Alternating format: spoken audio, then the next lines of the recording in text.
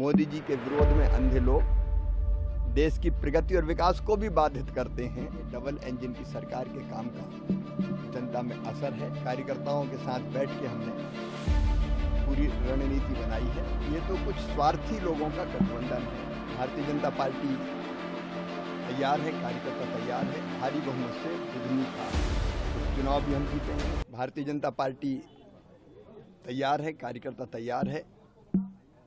तैयारी की बैठक भी हमारी हो गई। कल रमाकांत जी ने सलकनपुर मंदिर कार्यकर्ताओं के साथ जाके मां विजयासन देवी का आशीर्वाद भी लिया है और आज कार्यकर्ताओं के साथ बैठ के हमने पूरी रणनीति बनाई है। भारतीय जनता पार्टी पूरी तरह से तैयार है। जनता बीजेपी के साथ है और भारी बहुमत से बुधनी का उपचुनाव भी हम जीतेंगे।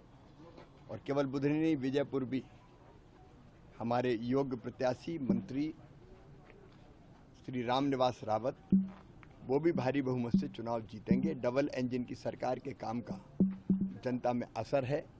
प्रधानमंत्री नरेंद्र मोदी जी में विश्वास है और यहाँ मोहन जी भी बहुत अच्छा काम कर रहे हैं, तो हम दोनों जगह जीतेंगे। बुधनी में भी प्रत्याशी उतार दिया है, महाराष्ट्र में भी, राज्यों में भी यही स्थिति, यूपी में भी 2 सीटें देने के लिए देखिए, गठबंधन कहीं की ईंट कहीं का रोड़ा है और इसलिए ये स्वाभाविक अलायंस थोड़ी है। ये तो कुछ स्वार्थी लोगों का गठबंधन है जो समान स्वार्थों के आधार पर इकट्ठा होते हैं। इनके बीच कोई सैद्धांतिक सहमति नहीं है, केवल एक ही रट, मोदी जी का विरोध, बीजेपी का विरोध। मोदी जी के विरोध में अंधे लोग देश की प्रगति और विकास को भी बाधित करते हैं। जन कल्याण के कामों पर भी उंगली उठाते हैं।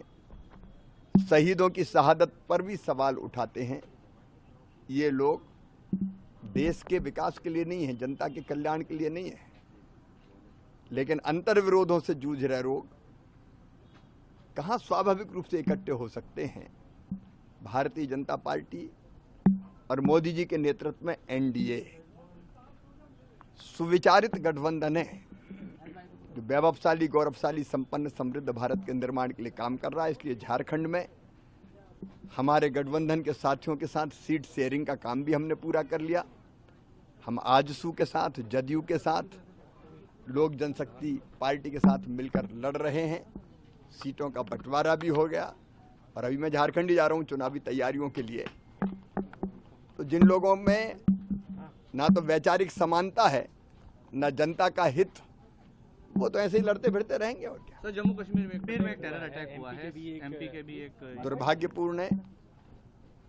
ये आतंकवादियों की पाकिस्तान की सह से कायराना हरकत है और भारत ऐसे आतंकवादियों को जवाब देगा।